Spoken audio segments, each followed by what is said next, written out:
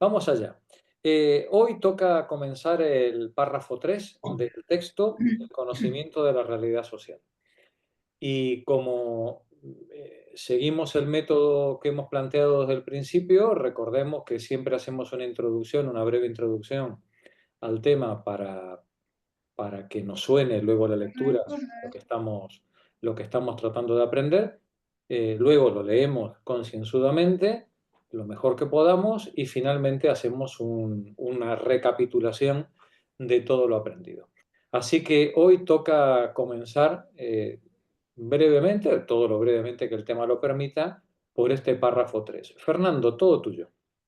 Vale, vamos allá. Me voy a la diapositiva en la que nos quedamos, que es el punto 3, que es el que vamos a comenzar a leer, que se titula El conocimiento de la realidad social. Sí,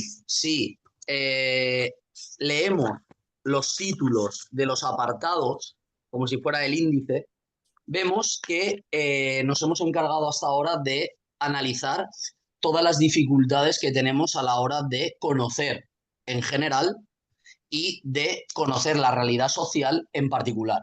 Porque vimos que la realidad social es un objeto de estudio que tiene unas características que son mucho más complejas de conocer que un objeto inanimado que permite la manipulación y la experimentación.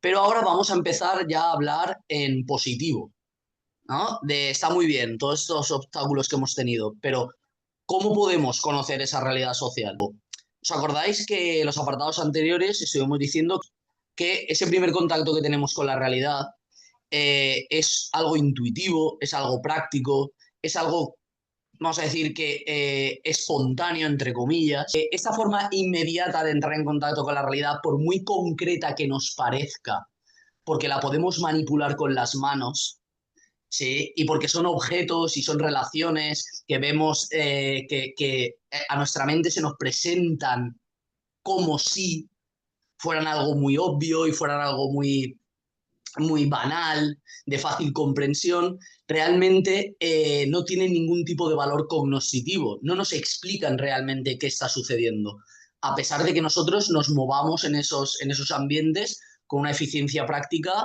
descomunal. Vimos muchos ejemplos de ello. Lo del dinero, ¿no? Lo del dinero o, por ejemplo, muchas leyes físicas relacionadas con la tecnología, etcétera, son claros ejemplos, ¿no? Uno puede manejar el smartphone sin saber nada de electrónica, ¿sí? O manejar el dinero, comprar y vender sin tener conocimiento de qué es el dinero. Muy bien, entonces, esta realidad social, esta realidad cotidiana en la que nos movemos, dijimos que era un mundo de la pseudo concreción. ¿Por qué? Pseudo porque parece algo muy concreto, porque es manipulable, porque es físico, pero sin embargo no es nada concreto en nuestra cabeza, en nuestra mente. En nuestra mente es algo abstracto, porque es algo impreciso, es algo confuso, que no nos explica nada. Por eso lo de la palabra pseudoconcreto. Parece muy concreto, pero no lo es. Vale, entonces, al final, lo que sucede, la consecuencia, es que la estructura que explicaría cómo está organizada y cómo funciona y cómo se relacionan entre sí las diferentes esferas y elementos de la realidad social no es cognoscible de manera inmediata. No es fácil conocer cómo funciona la realidad social y mucho menos de manera espontánea, inmediata, directa, fácil. Si no, el claro ejemplo es que todo el mundo lo haría y no necesitaríamos estar ni en un seminario ni estar reventándonos la cabeza para entender qué ocurre. Muy bien, entonces, Cosig nos planteó que el objetivo, voy a decir total, el objetivo último y absoluto, debería ser destruir, acabar con ese mundo de la pseudoconcreción. Pero para acabar con ese mundo de la pseudoconcreción, Cosig nos dice que debemos emprender acciones intelectuales y también materiales, prácticas. ¿Por qué? Porque en nuestra práctica cotidiana nosotros perpetuamos, ¿sí? esas relaciones y esas estructuras que a su vez no comprendemos. Entonces, está muy bien realizar una crítica y meditar sobre cómo funciona la realidad social e intentar desmontar muchos de los discursos que intentan legitimarla a nivel intelectual, pero con eso no cambiamos la realidad. Se necesita intervenir en ella, crear una nueva forma de relacionarnos, una nueva forma de organizar la vida para realmente cambiar de manera efectiva ese mundo de la pseudoconcreción, esa cotidianidad, esa realidad social. Claro, obviamente, aunque la esfera teórica y la esfera práctica son independientes, sí que es cierto que se influyen mutuamente. Mutuamente. El éxito práctico, cuando tenemos éxito en la práctica, hace que asentemos como verdaderas esas ideas. Si he tenido éxito, será que lo que pienso al respecto es verdadero o es cierto. Y al revés también. La teoría influye mucho en la práctica. Nosotros podemos meditar en casa que está bien, que está mal, que es justo, que es injusto, y esto nos servirá para luego, cuando tenemos la oportunidad de actuar en una situación, pues decir, ostras, yo en casa he reflexionado, considero que esto es lo justo, pues actúo en consecuencia. Aquí veríamos cómo la teoría, pues, también influye en la práctica. Son dos espacios totalmente interrelacionados y que Cosick dice que tenemos que atacar al mundo de la pseudoconcreción en esos dos niveles. Ahora bien, si el objetivo es destruir este mundo de la pseudoconcreción, este mundo de la cotidianidad, ¿cómo lo hacemos? Y Cosick dice que la herramienta, ¿sí? Sí, la herramienta o el arma, si queremos la metáfora así bélica, es la dialéctica. Aquí me gustaría hacer una advertencia. La palabra dialéctica hasta ahora ha aparecido de manera testimonial, ¿no? Por ejemplo, en el título. Dialéctica de lo concreto. La palabra dialéctica, yo de lo que he estudiado en filosofía, creo que es de las más complicadas, porque cada autor, autora, corriente, época histórica, ha comprendido la dialéctica de una manera. Además, ha sido un campo de batalla con el marxismo ortodoxo, soviético y todas las corrientes que se opusieron a ese marxismo. Ha sido un campo de batalla brutal, brutal. Y Marx tampoco aclaró, aclaró negro sobre blanco en algún texto qué consideraba él dialéctica. Porque en el momento que él estaba escribiendo, muchas veces se dan por supuestas, ¿no? En los círculos intelectuales de la época, todo el mundo sabía qué era eso de la dialéctica y no hacía falta tratarlo. Entonces, es una palabra muy compleja. Yo, después de mucho pensar, he llegado a la conclusión de que da igual decir la palabra dialéctica. Lo importante es que sepamos a qué nos estamos refiriendo con ella. El contenido, el significado. Eso es lo importante. No la palabrita, ¿correcto? Porque Cosick llama dialéctica a una cosa que otros llaman de otra manera. Vale, correcto. La palabra es algo arbitrario, ¿sí? Es un conjunto de letras unidas, no da igual que le llamamos dialéctica, dialéctico, que método de lo que queráis. Método para conocer la realidad social, da igual. O sea, que no nos hagamos tampoco demasiada sangre con todas las connotaciones y toda la historia que hay detrás de la palabra. ¿Sí? Lo importante es comprender a qué se está refiriendo, de qué estamos hablando. Pasamos. Vamos a intentar definir qué es la dialéctica para Cosick. Cosick dice que la dialéctica son dos cosas, ¿sí? O diríamos una cosa que tiene dos caras, dos dimensiones. Por un lado, es una forma de conocer. Es un proceso a través del cual nosotros vamos a llegar a conocer el objeto de estudio. Es un proceso mental. Dijimos que para conocer al principio de todo el seminario, claro, ahora estamos haciendo referencia a apartados anteriores y van surgiendo conceptos que habíamos visto previamente, por eso intento recapitular tanto. Al principio del todo dijimos que para conocer algo se necesita, primero, una persona que piense, ¿no? El sujeto de conocimiento. Y dos, un objeto. Un objeto externo a él, extramental, ¿no? Material, que existe con independencia. Vale, ya tenemos los dos polos. Sujeto y objeto. Muy bien. Si el resultado debe ser el conocimiento, todo lo que hacemos nosotros para conseguir conocer ese objeto sería el proceso cognoscitivo, la forma que tenemos de pasar de no conocer algo a conocerlo. ¿Sí? A eso se refiere con Cauchy con la dialéctica, es una forma de conocer. En segundo lugar, Cauchy dice que la dialéctica también es una forma de exponer y de explicar los resultados de una investigación. ¿Cómo le cuento yo a alguien, ¿sí? ¿Cómo le transmito yo a alguien y expongo ese conocimiento? Eso es importante, porque en la exposición de algo está la explicación. ¿Cómo lo cuento? ¿Cómo lo transmito? ¿Cómo uno todos esos conceptos y todas esas ideas que yo tengo para para que la otra persona las entienda y poder explicar ese objeto de estudio? ¿Vale? Ahora lo veremos. Bueno, entonces, ya hemos dicho qué es.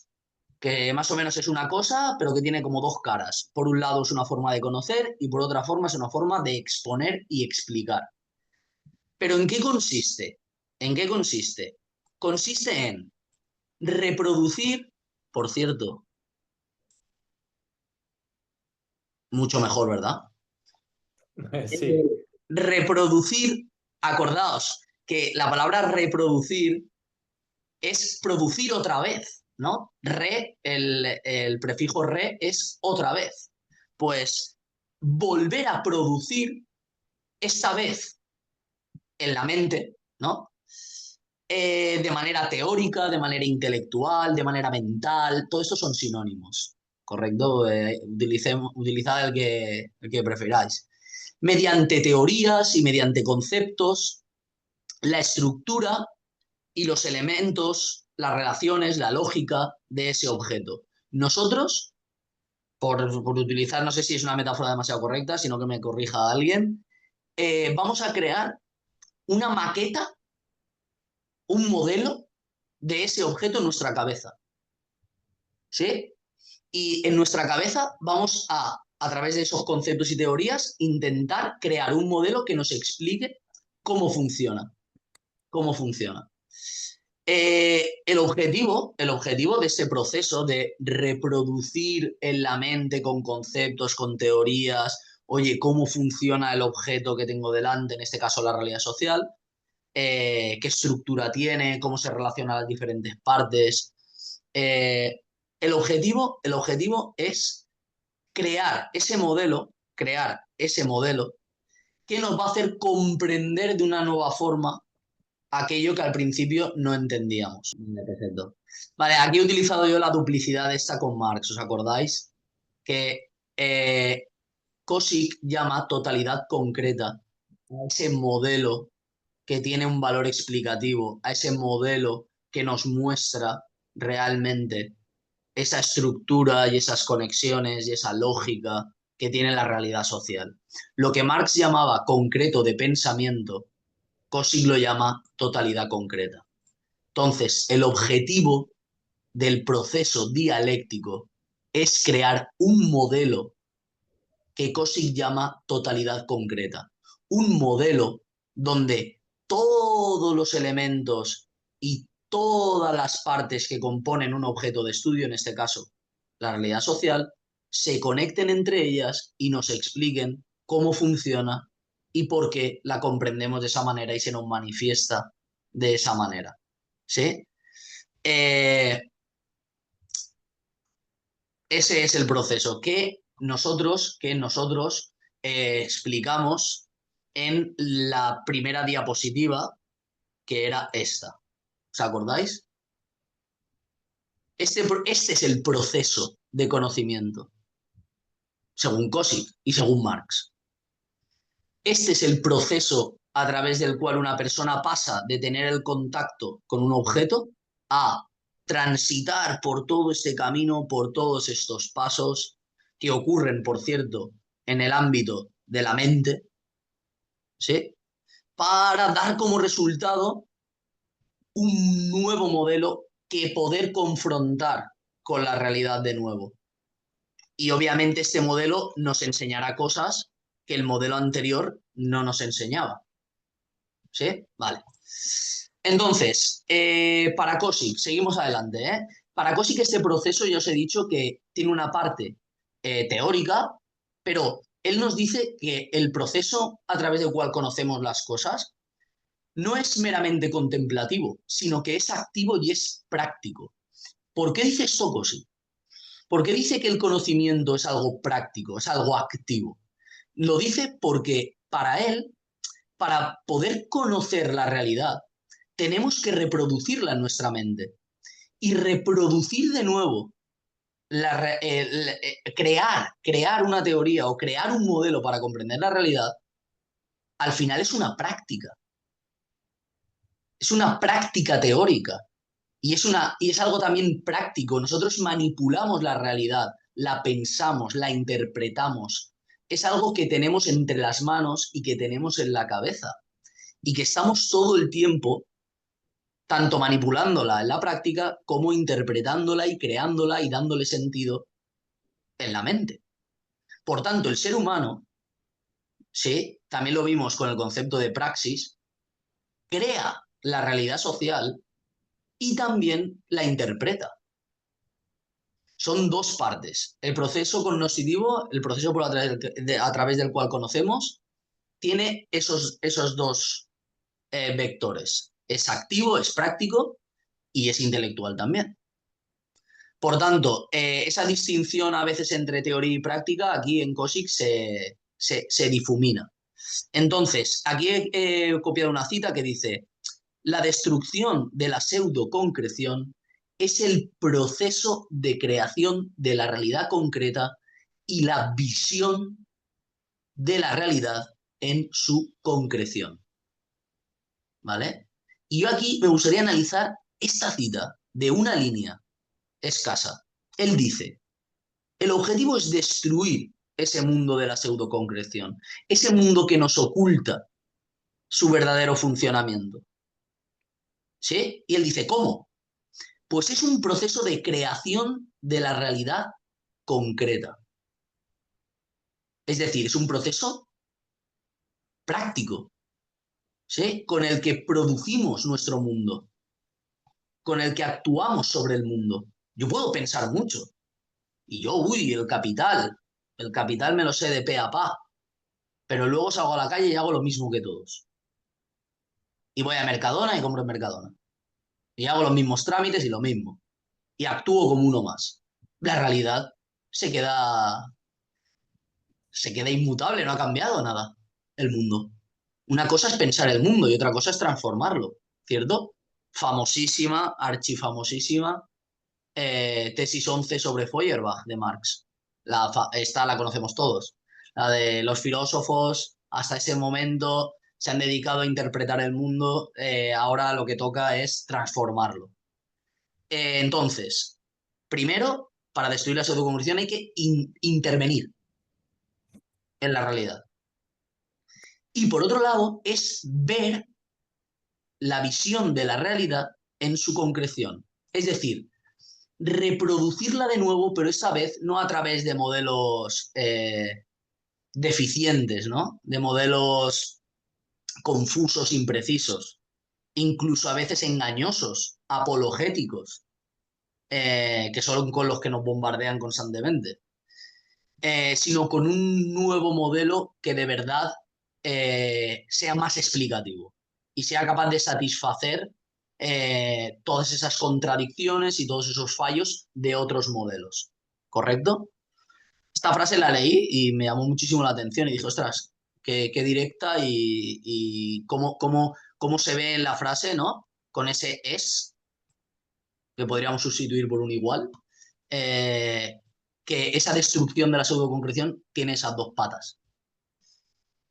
Vale, entonces nos vamos a ir aquí al punto 2. Ya hablaremos de lo que sería intervenir, vamos a decir políticamente, o revolucionariamente en la realidad, de cómo la vamos a transformar de verdad con nuestra intervención. Eso hablaremos al final en el último apartado. Nos vamos a ir aquí. ¿Qué es eso de ver la realidad en su concreción? ¿Eh? Vamos allá. Como vemos, he puesto el mismo título, ver la realidad en su concreción. ¿Cómo podemos reproducir con ese modelo de totalidad concreta? Ya lo vimos, ¿no? Lo vimos en la primera diapositiva que os he enseñado antes. Aquí reproduzco una parte de ese esquema. Lo primero que dice Kossik es que el proceso del conocimiento es algo recursivo, un ir y venir constante entre mi modelo y aquello que pretende conocer. Yo aplico mi modelo, ¿sí?, a el objeto y veo que en algunos puntos falla, que no consigue explicar cierto fenómeno, que aquí es impreciso. Entonces yo voy puliendo el fenómeno, lo voy puliendo en ese ir y venir, en ese fallo, ¿no? En ese error, en ese ensayo-error constante, que en eso consiste el conocimiento. Ya dijimos alguna vez en el seminario que entendíamos el proceso del conocimiento como algo asintótico, como algo que se aproxima, se aproxima, se aproxima, cada vez conocemos un poquito más, pero que jamás llegamos a satisfacer por completo ese ansia de decir, ya está, definitivamente, ya lo conocemos, no hace falta seguir peleando, lo hemos conseguido. No, la victoria definitiva nunca va a llegar en el tema del conocimiento. Entonces, nosotros vamos a hacer un proceso que se va a repetir infinitas veces. Se va a repetir infinitas veces. Primero tenemos contacto con la realidad, ¿no? Esa realidad nos afecta a nosotros. Y nosotros, con esos inputs, ¿no? Con esos estímulos sensoriales, unido a unas categorías que tenemos en nuestra cabeza, generamos un fenómeno. Un fenómeno. Y yo aquí arriba he puesto, es dado, nos viene dado de fuera. Hombre, yo no puedo saber que existe un árbol fuera si no lo he visto, no lo he tocado, no lo he olido, ¿no? Entonces hay una parte de la información que nos viene de fuera, a través de los sentidos. Y, pero también es construido por nosotros. Nosotros colocamos, ordenamos, ¿sí?, todos esos estímulos para generar en nuestra mente una primera representación que es el fenómeno. Una vez tenemos un conjunto de fenómenos y en nuestra cabeza ya empezamos a tener un pensamiento un poquito más complejo, generamos un primer modelo de comprensión. Ostras, eso es un árbol y da frutos, pero ya no sé nada más. Yo sé que en verano normalmente salen frutos y me los puedo comer. Y ya está, y punto. Y a veces el árbol ha crecido durante mucho tiempo. Al principio era pequeño y ahora es muy grande. Ha estado años creciendo, pero de repente se estanca y ya no crece más. Hostia, ¿y por qué no crece más? ¿Por qué no crece un metro más? Ni idea. Tenemos un primer modelo, ¿sí?, que no nos satisface. No nos satisface. Entonces, porque al volver a mirar al objeto, tiene contradicciones, tiene deficiencias, no estamos contentos con él. Y volvemos a hacer todo el proceso, pero esta vez ya introducimos una práctica teórica, una práctica científica, nos detenemos a analizar, a separar cada parte del árbol. Sí, ¿y qué función tienen las hojas? O sea, ¿cómo funciona una hoja? Vamos a analizar solo la hoja. O sea, ¿y esa hoja tiene relación con las ramas? Ah, pues sí que tiene. ¿Y las raíces? Ah, entonces empezamos a establecer conexiones entre todas las partes del árbol. Ya lo entiendo, ¿no? Ya entiendo algo más, ya sé por qué crece el árbol, ya sé de dónde coge los nutrientes. Acabo de crear una teoría, acabo de crear un modelo que se llama la fotosíntesis y que me ayuda a entender por qué, a entender más cosas que antes no conocía con el otro modelo que era deficiente. Entonces, con este ir y venir constante, constante ya digo infinito, conseguimos crear un modelo, un que ya Marx llamaría concreto de pensamiento y que Kossik llama totalidad concreta, en el que somos capaces de articular todos esos conceptos, todas esas relaciones para construir una esencia que llama Cosic. Nosotros le hemos llamado durante todo el texto estructura, por intentar quitarle ese toque metafísico, idealista, platónico, ¿vale?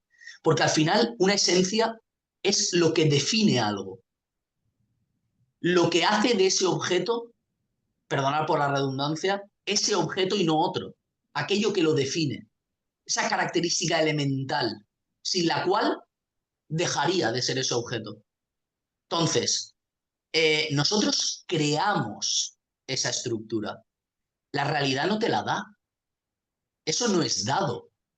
La realidad no te dice, espera, espera, tranquilo. Antes de tirarte 20 años estudiando, toma, aquí tienes. El árbol, un día de una rama, en vez de caer una naranja, cae un folio con la fotosíntesis explicada.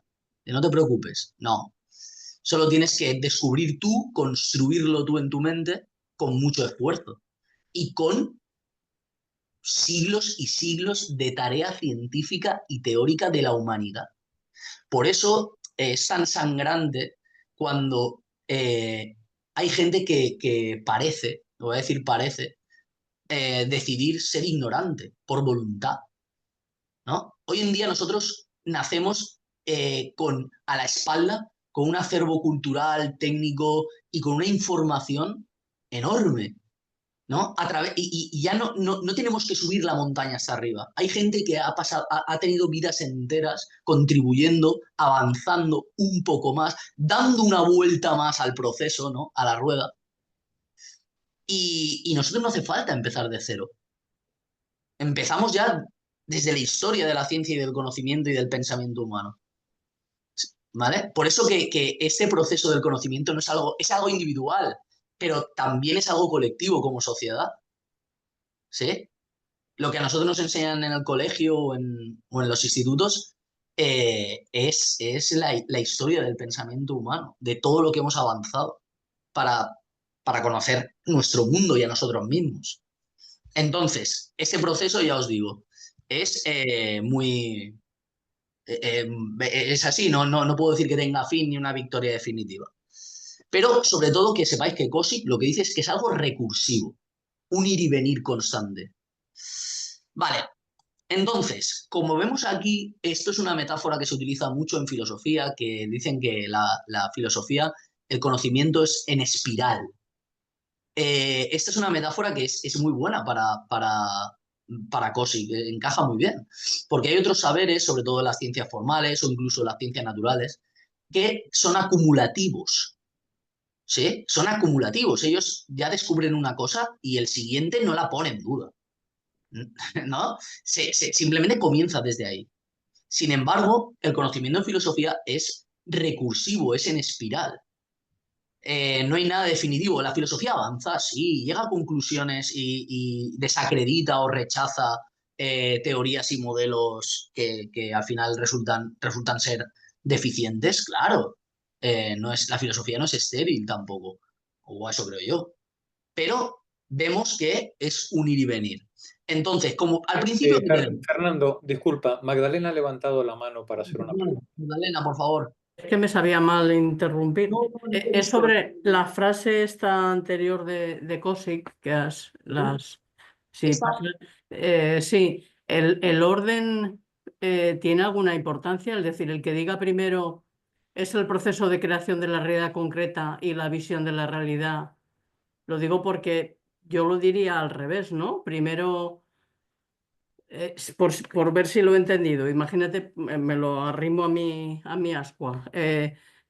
Yo veo que hay diferencias de esperanza de vida entre el barrio de Nazaret en Valencia y el barrio de Pla del Real. Y desde un modelo biologicista, pues diría, pues claro, es que en Nazaret pues, la gente fuma más, no hacen deporte, bueno, en fin. Pero luego yo investigo, cambio ese modelo y me doy cuenta pues de, bueno, pues de que tienen la fábrica allí, que tienen menos renta, bueno, todo este tema. Pero para poder luego intervenir yo he tenido que construirme el modelo primero. Por eso era por primero, si lo he entendido así en las frases, eso es lo que quiere decir, y si el orden no tendría que ser al revés. Yo primero, Magdalena, preguntas tan complicadas. A veces hacéis preguntas de verdad que digo yo, ni me lo había planteado. De verdad, no sé me encanta porque estas preguntas te desarman. Yo ahora, reflexionando sobre lo que has dicho, que me parece súper oportuno y muy importante, eh, yo primero, saber lo que quería decir Cosic, ¿no? Y si el orden de la frase tiene alguna importancia, no lo vamos a saber, ¿no? Porque además ya dijimos al principio que esto es una traducción de traducción de traducción. Entonces, hasta aquí no lo vamos a saber por boca del autor. Pero ahora que lo dices, yo creo que son las dos cosas, ¿vale? Las dos cosas. Es decir, tu forma de comprender el mundo, ¿sí? Viene influida, viene influida por tu forma de vivir y de actuar en el mundo, ¿vale? El mundo que te rodea te condiciona tu forma de verlo, ¿vale? Sin embargo, cuando tú te das cuenta de eso y eres capaz de generar una nueva forma de comprensión de la realidad, entonces has intercambiado el orden y Ya, lo que piensas ya puede ser utilizado para intervenir.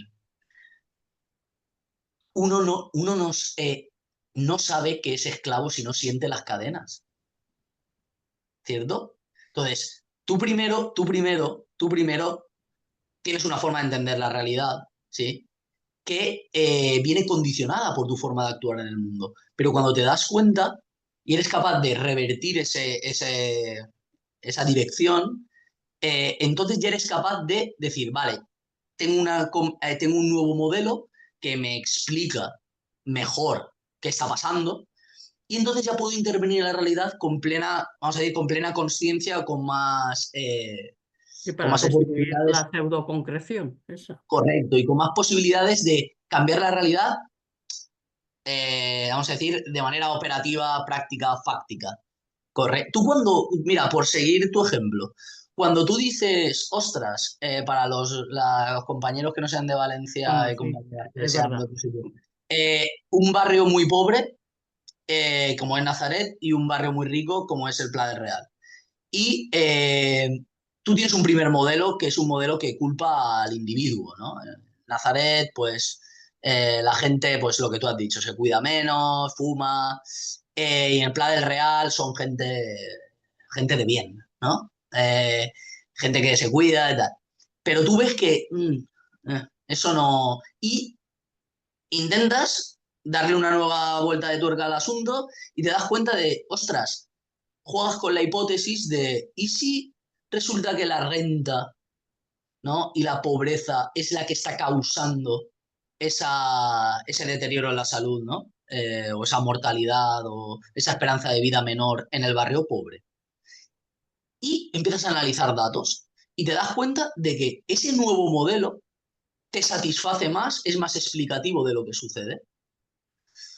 Y a partir de ahí, ¿qué pasa? Que dices, ostras, si acabo de detectar las causas de por qué está ocurriendo algo o las posibles causas y acabo de establecer una relación entre los distintos elementos, ¿y si ahora intervengo?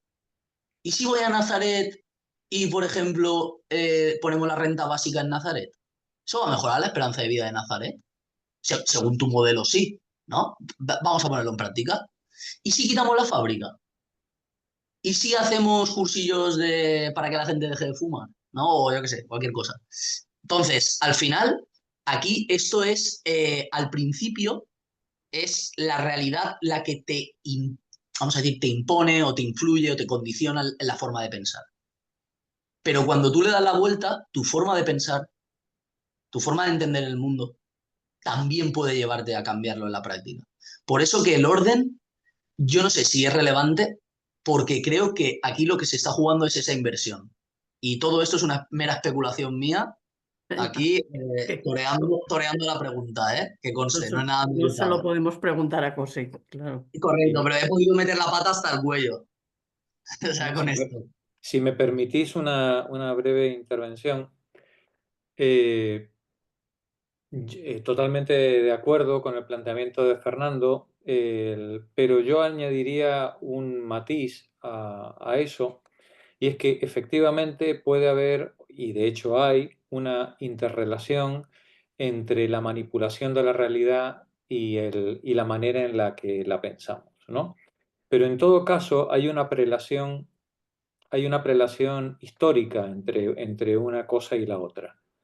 Eh, el hecho, la cosa, siempre antecede a su pensamiento, ¿vale? Sí, eso es tal como lo hemos estado estudiando hasta ahora. Siempre tiene que haber una afección de la realidad sobre el sujeto para que el sujeto pueda pensarla y a partir de ese primer pensamiento y transformación en fenómeno la pueda elaborar y procesar de manera cada vez más refinada en ese proceso iterativo de conocimiento que hemos dicho antes.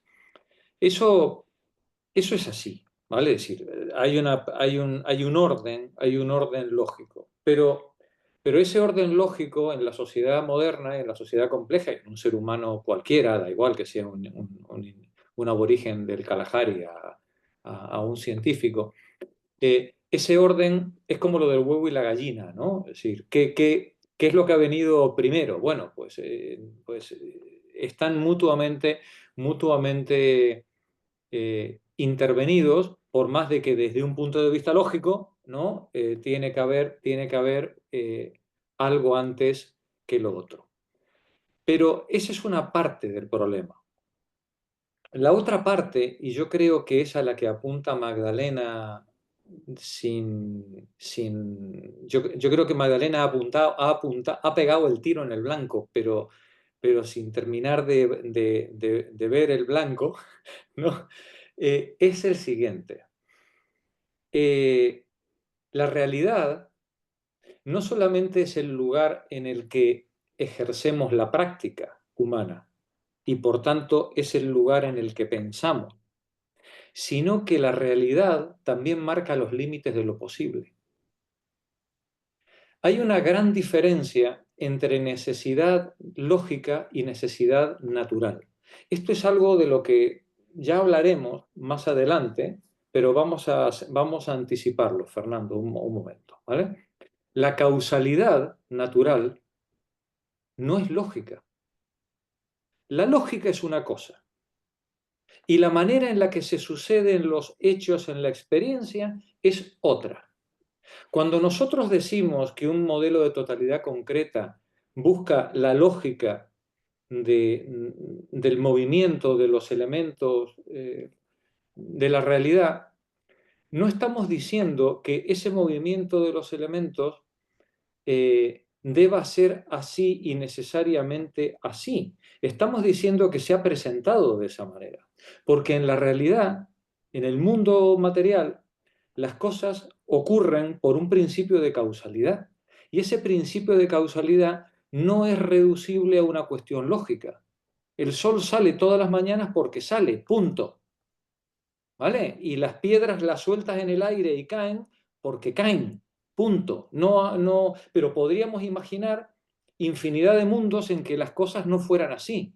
Sin embargo, no podemos imaginar un mundo en el que 2 y 2 no sean 4.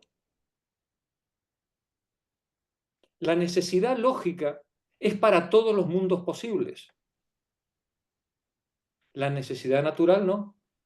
De ahí que la experiencia, la práctica cotidiana sea tan importante en la construcción del pensamiento porque marca los límites de lo posible.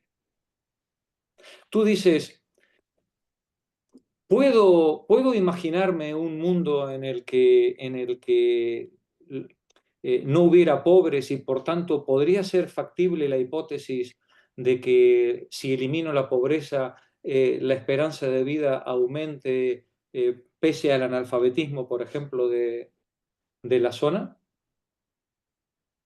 Esa pobreza no forma parte de una necesidad lógica. Eso es fáctico.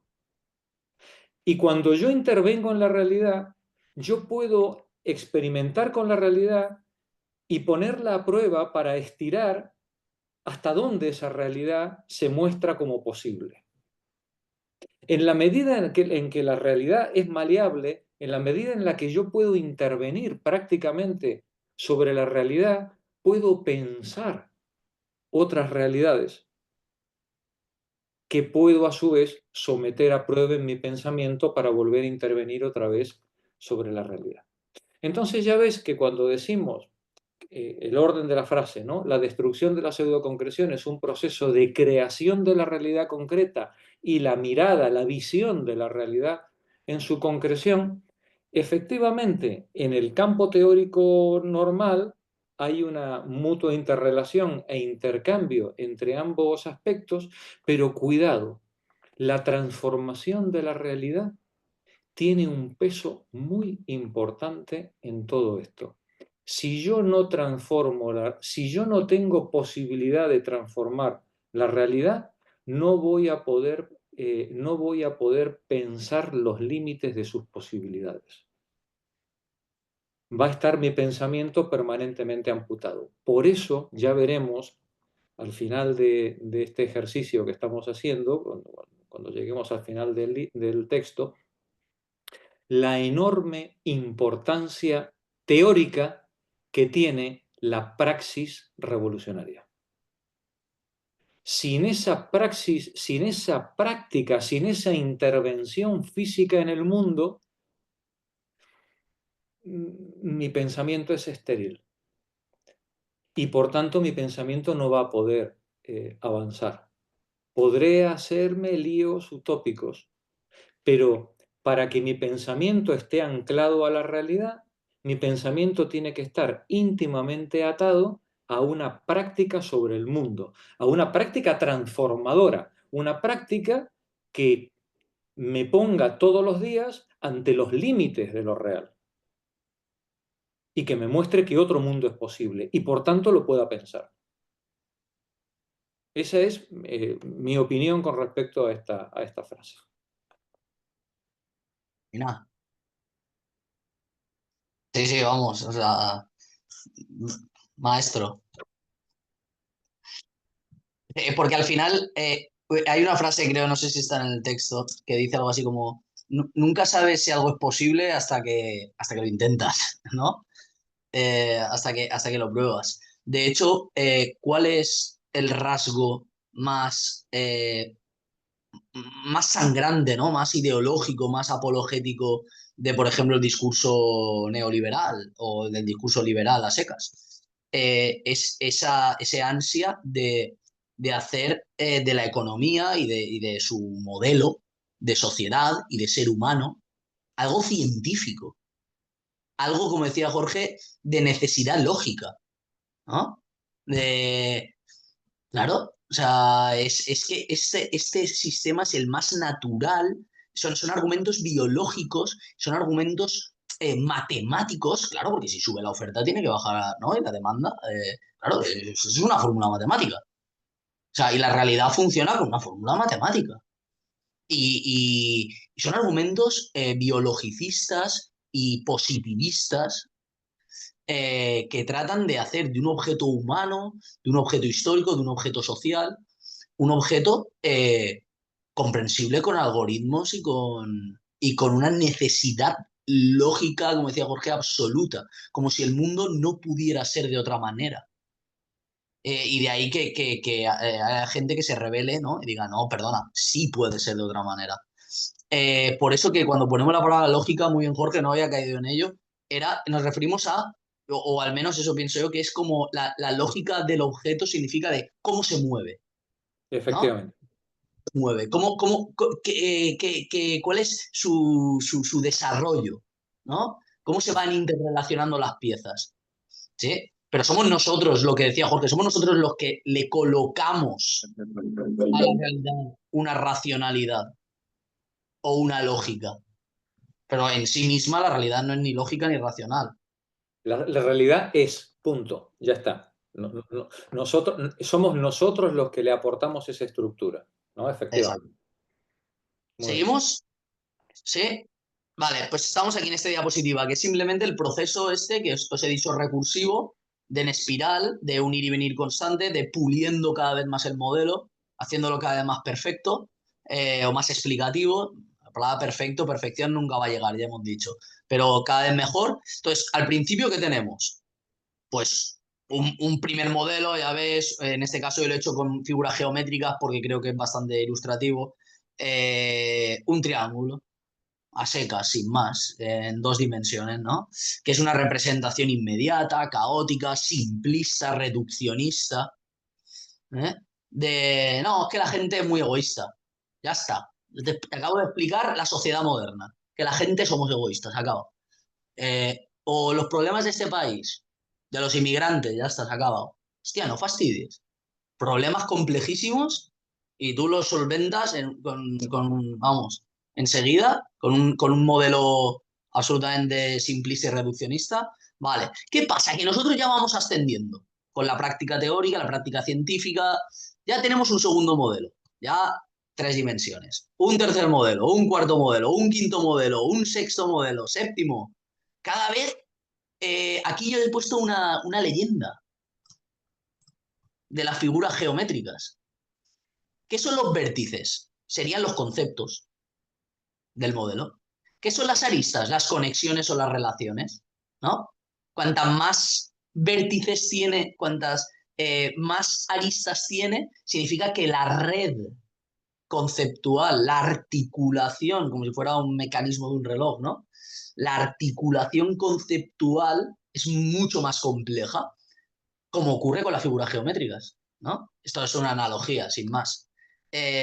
Pero cuanto más compleja la figura geométrica, más caras tiene, más dimensiones tiene, más conexiones entre los diferentes puntos, más aristas necesita. Y como podemos ver, pues esta primera figura, el triángulo, es muy sencilla, ¿no? Y sin embargo, el último modelo, pues es una figura con muchísimas conexiones y con muchísimos conceptos, mucho más compleja, mucho más complejo el modelo y por tanto con muchas más posibilidades de ser un modelo teórico cada vez más mediato. ¿Por qué mediato? ¿Qué es mediato? Lo contrario a inmediato. Necesitamos una mediación, necesitamos algo, ¿no?, que nos permita entrar en contacto con la realidad de otra manera diferente, que son los conceptos, ¿no? Algo más preciso, más concreto, que reproduce ese movimiento, ese funcionamiento, esa lógica y esa estructura, en este caso, de la realidad social. Y aquí es cuando Kossig dice, es que el conocimiento implica dar un rodeo. ¿Por qué? Porque aquí insistimos en que el conocer es algo progresivo, es algo recursivo, es algo que no es inmediato, que no es evidente y fácil. ¿Correcto? Entonces, aquí requiere de un esfuerzo, requiere de un rodeo. Requiere de montar modelos y teorías y hacer experimentos y recopilar datos y es un trabajo muy arduo, muy arduo. Y aquí hay una cita que creo que también está en el texto, porque yo la presentación la hago con el texto que estamos leyendo, que también me ha parecido relevante. Es de Roger Garaudí. Garaudí es un filósofo marxista que es muy polémico. Tuvo una vida, para que no, mira, por si a alguien le interesa, este es un libro que a mí en su momento cuando lo leí me gustó. No significa que esté, ¿cómo se dice?, que simpatice al 100% con todo lo que dice, porque al final Roger Garaudí creo que pues es un filósofo de años 60, 70, ¿no? Cuidado con el contexto, cuidado. Y además el tío era si me permitís, era un poco tronado, ¿no? Era como que era muy cristiano, luego se pasó al Islam, luego, o sea, estaba metido en mil fregados. Vale, pero a nivel personal es este libro que se titula Introducción al estudio de Marx. Ese libro demuestra, Fernando, de que se puede estar muy zumbado y ser un genio, ¿eh? Correcto. Y el tío a nivel personal, si os metéis en su página de Wikipedia, vais a decir, madre mía, nuevo elemento. pero por lo estrafalario, ¿no? No es tampoco que hiciera nada así malo, pero por lo estrafalario. Pero ese librito que hace un repaso sobre la filosofía de Marx y la vida de Marx y todas sus obras y tal en general, muy bien explicado, el tío tiene una reflexión que dices, ostras, muy bueno, muy bueno. Y esta es una cita que quería destacar. Dice, es a través de los naufragios de las hipótesis superadas como se dibuja un modelo cada vez más fiel y cada vez más concreto de la realidad. Garaudín no ha leído bueno, y se conocerían a lo mejor, porque son de la misma época, pero aquí vemos cómo Garaudí utiliza las mismas palabras que Cosic, modelo, concreto, ¿sí? Y cómo es a través del naufragio de las hipótesis. Es que el modelo siempre va a haber nuevos hechos, nuevos acontecimientos que van a exigir que el modelo cambie. Por eso un pensamiento flexible, un pensamiento abierto, un pensamiento, una honestidad intelectual son fundamentales. Si estás preñado de prejuicios, si te enrocas ahí en tus esquemas mentales, es muy difícil que cada vez comprendas más cosas. Siempre tienes que estar abierto a, cuidado, si tengo que modificar mi modelo, lo modifico. ¿Vale? Todo con la intención de conocer cada vez más. Vale, entonces, aquí simplemente he hecho un esquemita, ¿no? De que si el mundo de la pseudoconcreción fuera un castillo, ¿no? Così dice que hay que atacarle, hay que atacar a nivel, cuidado, epistemológico. A nivel físico hay que conquistarlo subiendo por las torres, rompiendo la puerta y entrando y masacrando al enemigo que está dentro. Así es como lo conquistas, ¿cierto? La Bastilla, la Bastilla. O sea, eso de entrar con el ariete ahí, las antorchas, así es como se conquistan las cosas. Pero él dice, a nivel intelectual hay tres flancos desde los que atacar a la pseudoconcreción. El primero es el ontológico, criticar las apariencias de los fenómenos. ¿Sí? Un momento, a mí se me está mostrando una cara, ¿no? Se me está mostrando el fenómeno, pero ¿realmente funciona como se me muestra? Esto lo vimos con el ejemplo este mítico de lo del universo, ¿no? ¿Funciona realmente como se demuestra o me está, permitidme la expresión entre comillas, me está engañando? Una crítica a las apariencias de la realidad.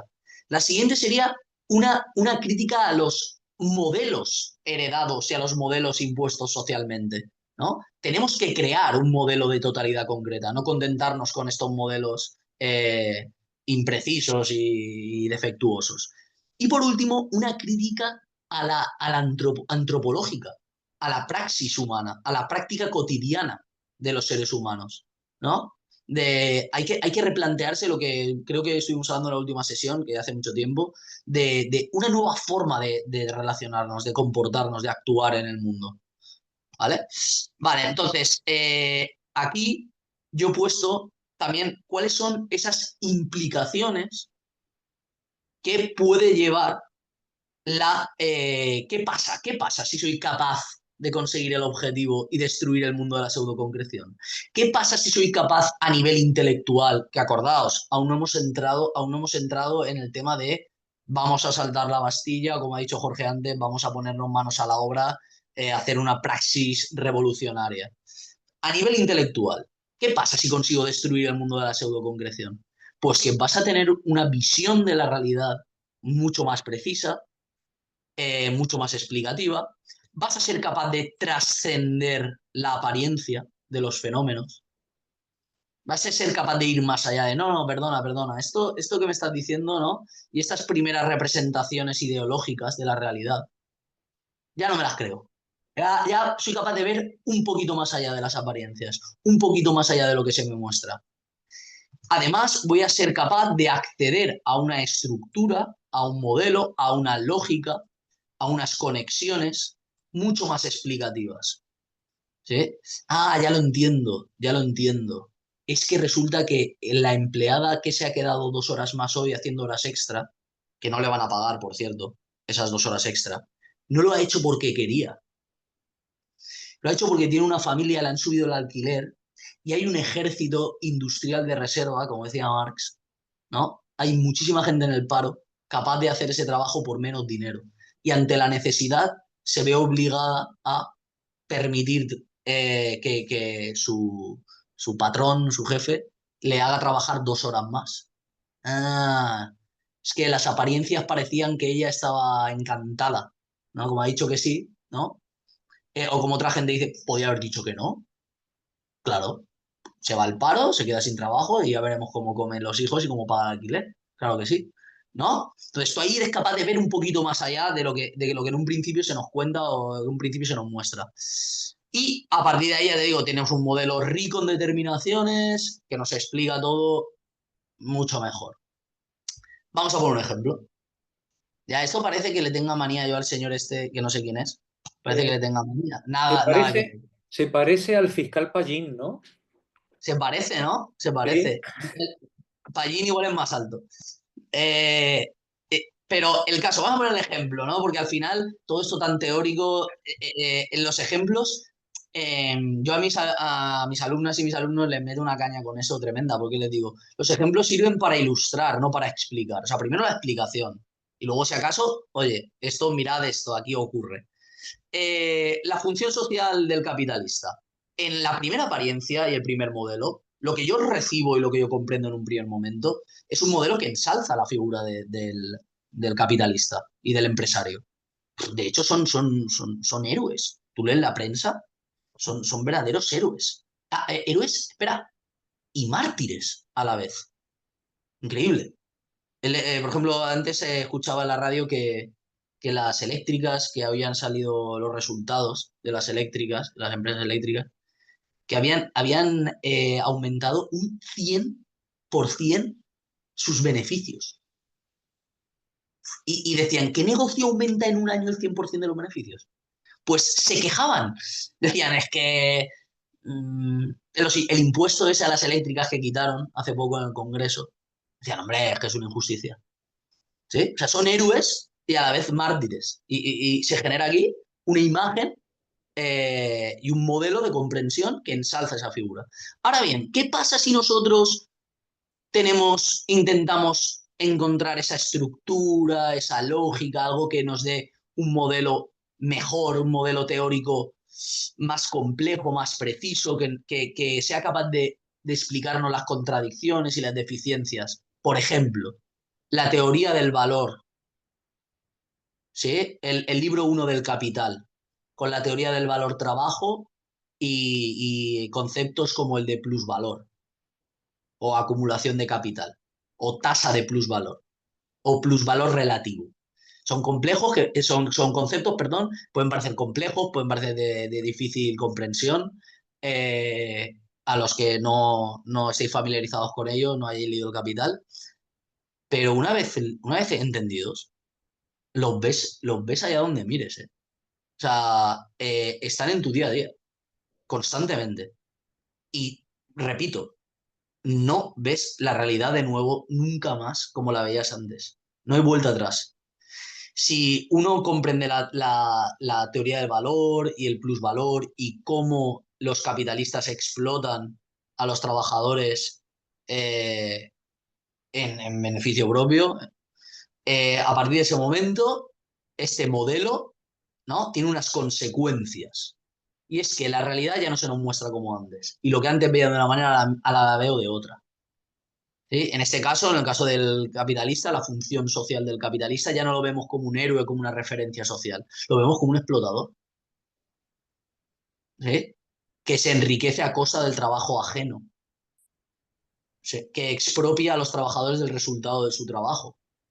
Y que no le importa la persona que hay detrás de su trabajador. Le importa extraer el máximo plusvalor posible de esa fuerza de trabajo.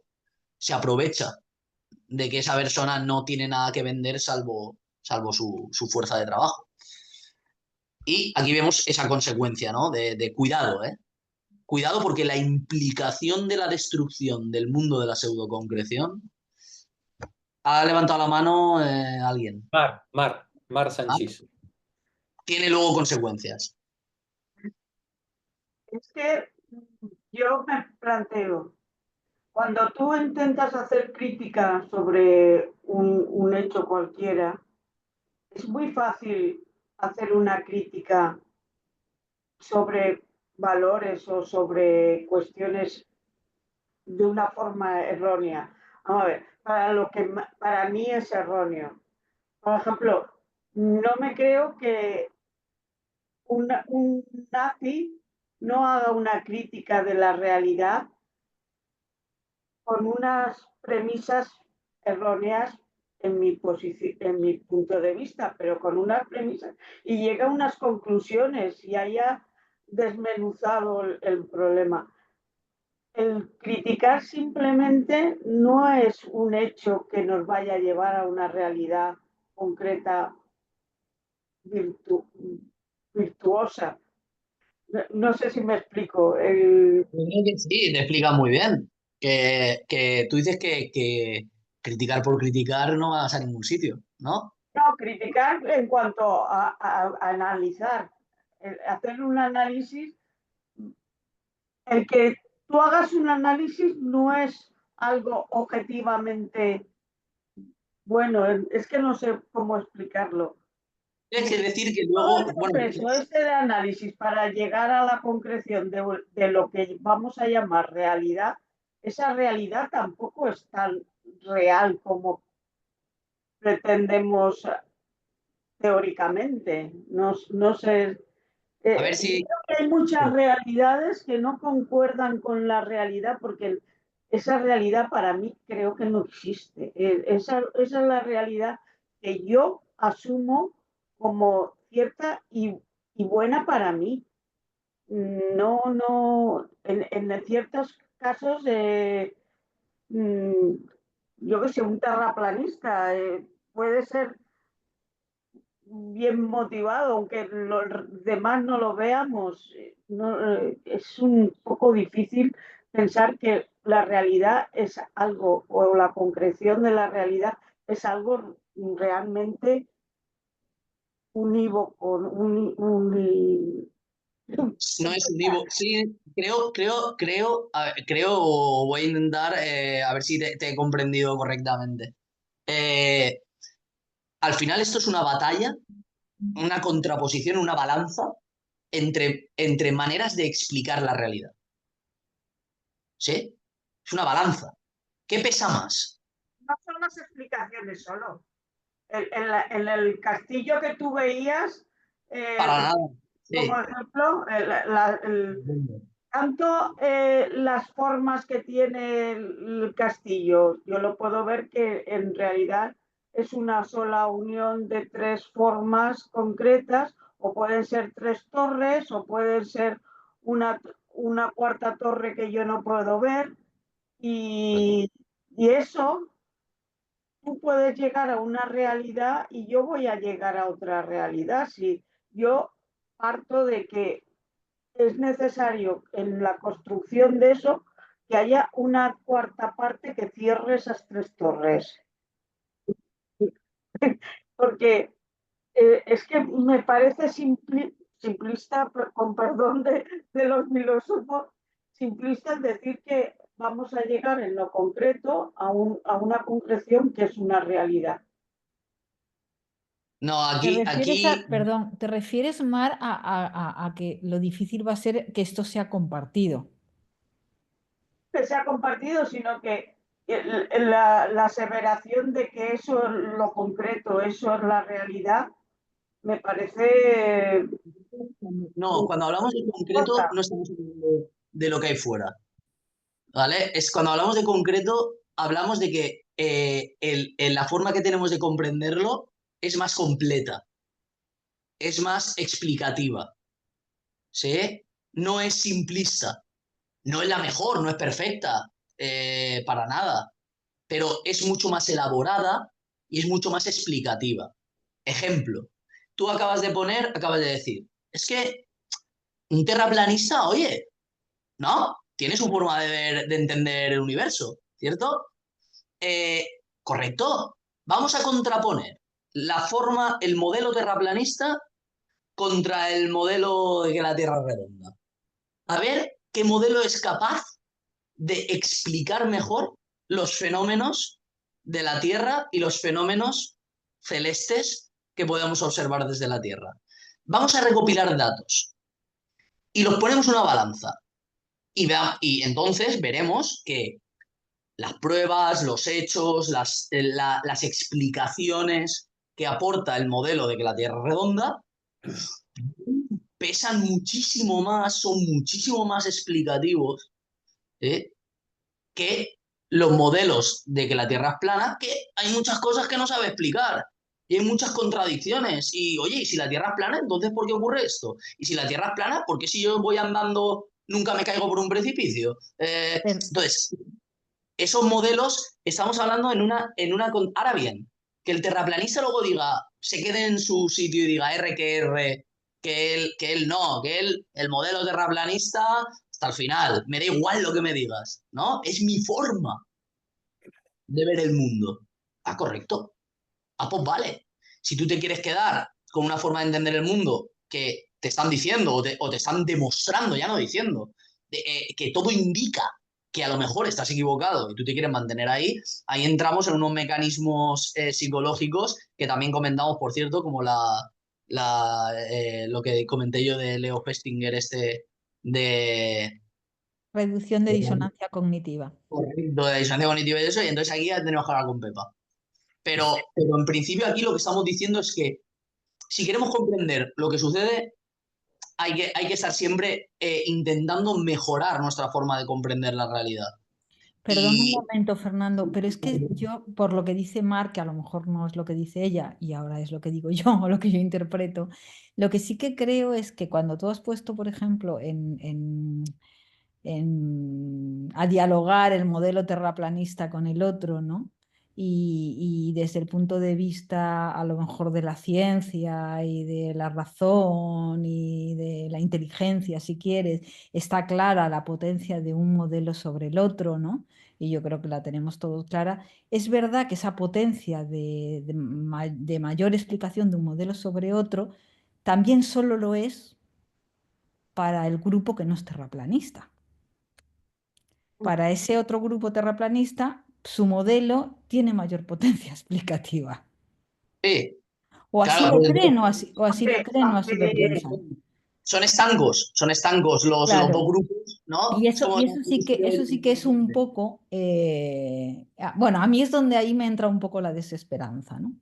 En esa Claro. cuestión de cómo, pese al desarrollo del conocimiento, hay como posiciones ideológicas, subjetivas, personales, tomadas de antemano en muchas cosas que van a limitar el acceso a ese mundo de la realidad concreta para mucha gente en muchas facetas, sobre todo en la cuestión de la realidad social.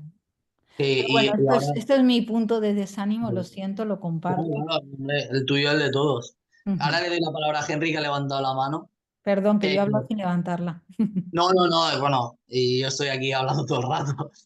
Y sobre todo porque este ejemplo del terraplanismo igual no es demasiado correcto o demasiado bueno, porque en el terreno social y político, aquí ahí ya entran muchas variables, muchas sensibilidades, que no es.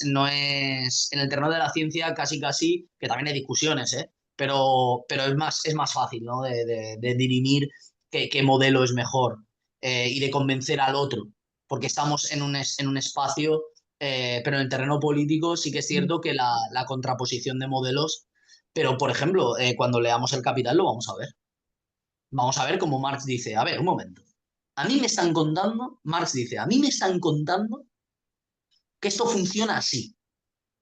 A ver si lo he entendido yo bien. Y expone la teoría del valor-trabajo. ¿Sí? Y luego dice, un momento, si funcionara así, que haya gente que se enriquezca a costa de otros es imposible. El propio modelo conceptual teórico lo impide. Es como si el modelo de la teoría de la gravedad impide que una cosa que yo tire flote en el aire. ¿Tú te imaginas que ahora yo tiro esto y flota en el aire? Entonces diríamos, un momento, el modelo de la teoría de la gravedad está fallando. ¿Qué pasa aquí? ¿Por qué esto ha flotado? ¿No? Este modelo tiene un error. Claro, desde luego que cuando uno detecta un error, en la forma de comprender la realidad o una contradicción que su modelo no explica o explica mal, claro, tiene que tener esa fuerza de voluntad y de honestidad intelectual para querer cambiar su forma de entenderlo. Henry. Bueno, sí, lo que pasa que, como bien lo han dicho ustedes, también no vamos a llegar a la realidad pura. Ahora, si ponemos en contraposición lo que socialmente uno aprendió desde la escuela o desde antes incluso, este, toda la educación curricular, y sobre todo en algunos lugares del mundo, y después logras acceder a determinado conocimiento de la forma que lo hagas. En este caso, por ejemplo, acá, este trabajo que están haciendo ustedes, que nos están tratando de enseñar, menuda tarea. Eh, yo creo que hay cosas que se pueden confrontar, hechos concretos. Eh, por ejemplo, yo entiendo perfectamente y me parece muy concreta esa realidad que millones de trabajadores somos un medio para un fin determinado, que es el fin del modelo de la sociedad en que vivimos a nivel global, que es el aumento de la tasa de ganancia a grados que, bueno, ya se han expresado acá, niveles impresionantes, mientras esos mismos hermanos míos, trabajadores, este, van perdiendo parte de su familia, sus hijos, por problemas de atención a la salud, de, de pobreza a grados extremos, y pasa en el mundo entero, pero fundamentalmente los ejemplos que tenemos de África y los ejemplos que tenemos hoy en Palestina, porque eso no es otra cosa que el tema, desde mi punto de vista, y por lo poco que creo ir aprendiendo, es la circulación del capital. Las guerras no son porque aquel tiene una religión y yo tengo otra. Esencialmente no son por eso, más allá que se pongan como pretexto.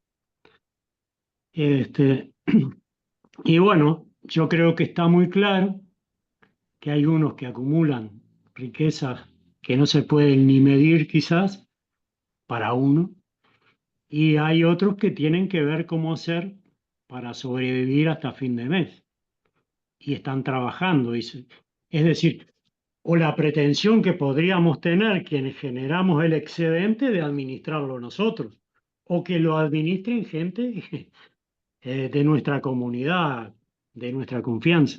Entonces, no podemos acceder a una realidad concreta pura, pero sí podemos avanzar. Yo creo que las experiencias revolucionarias que han habido, obviamente no han sido puras ni cerca, que han tenido montones de defectos y de hecho algunas se han destruido. Eh, pero sin embargo fueron mucho más justas que lo que vivimos nosotros en este modelo global. Un poco por ahí, no sé si aporta algo o no aporta nada, pero... A ver si me permites un pequeño comentario antes de darle la palabra a Joan. A ver, yo creo, y creo que en esto las psicólogas estarán de acuerdo conmigo, creo que no se puede enseñar nada a quien no quiere aprender, ¿eh? Creo que esto es una verdad básica de la vida, ¿no? Es decir, para poder aprender hay que querer aprender, ¿no? Y quien quiere aprender ya encontrará los medios por sí mismo o con ayuda de otros para hacerlo. Y quien no quiere aprender, porque está muy cómodo en su planteamiento, por cuestiones políticas, ideológicas, religiosas, morales, tradicionales, pues ahí se va a quedar. Le muestres lo que le muestres, R que R, como en el chiste del niño de la lejía, ¿no? Esto no hay nada que hacer con quien no quiere aprender. Pero la actividad política, si la ponemos con mayúscula y no la embarramos en el fango de las artimañas y de la mentira en la que se mueve el poder organizado, si hablamos de política de verdad, la política implica poner de acuerdo a una mayoría de gente en la búsqueda del bien común. La política es el gobierno de la polis. La política es cuando los muchos se reúnen a deliberar sobre qué es lo que desean mejor para la comunidad en su conjunto. Porque lo otro, que unos pocos o que una minoría o que una oligarquía haga lo mismo, eso no es política, eso son golpes de Estado. ¿Vale? Lo que pasa es que la prostitución del lenguaje ha llevado a que ahora se le llame política a toda la basura, toda la basofia que tenemos a nuestro alrededor, ¿no? Bien, si la política es que los muchos se reúnan a deliberar sobre el bien común, la cuestión sobre la verdad y sobre la realidad no es una cuestión menor, es la cuestión fundamental de la comunidad. Porque si tú quieres aspirar a un objetivo, a un futuro mejor, si quieres aspirar a un futuro deseable, tendrá que ser sobre bases materiales sólidas. Tendrá que ser con un conocimiento de la realidad material y social suficientemente armado y suficientemente coherente como para que esos objetivos que tú te has planteado sean alcanzables y que puedas trazar un plan realizable que te lleve desde donde estás hasta donde quieres llegar. Es decir, que la tarea del conocimiento no es una mera cuestión de culturilla general de 4 ratones de biblioteca. La tarea del conocimiento es un imperativo revolucionario, es un imperativo político, es un imperativo político de los pobres, del pueblo. Cuando digo de los pobres, no estoy hablando de los que no tienen para comer, digo de los pobres en sentido clásico, de todos los que tienen que trabajar para vivir, y no los que viven del trabajo de los demás. Los pobres, los que tienen que trabajar para vivir, que son la mayoría de la sociedad, tienen como imperativo político primordial conocer la realidad, conocer el mundo que les rodea y la realidad social y cómo son sus relaciones para poder transformarla con pie firme. Claro, siempre va a haber, como decía Mar, siempre va a haber terraplanistas, sí, claro, y siempre va a haber oligarcas que te expliquen que una cooperativa es una cosa muy fea porque la gente en cuanto no tiene un amo se dedica pues al bandidaje y a beber vino y a estar tirados en un rincón. Sí, claro que lo van a decir. Pero es que ellos no quieren política, ellos quieren golpes de Estado. Si queremos hacer política, tenemos que defender desde la clase trabajadora, desde los que trabajamos todos los días para vivir y para producir bienes que compartimos con nuestros iguales, tenemos que defender ese conocimiento. Y efectivamente ese conocimiento nunca será total, siempre será asintótico. Inclusive a veces nos equivocaremos de cabo a rabo. Pero hay una gran diferencia entre un dogma y un conocimiento. Y es el método de trabajo y el objetivo con el que se ha trazado. Una persona que conoce, una persona que quiere conocer, tiene que ser honesta. No cabe la mentira dentro de la ciencia o de la filosofía. No cabe. Eso es propaganda. Es engañabobos, religión para los incautos. La ciencia, la filosofía, necesita de una honestidad intelectual que para la clase trabajadora es imperativa.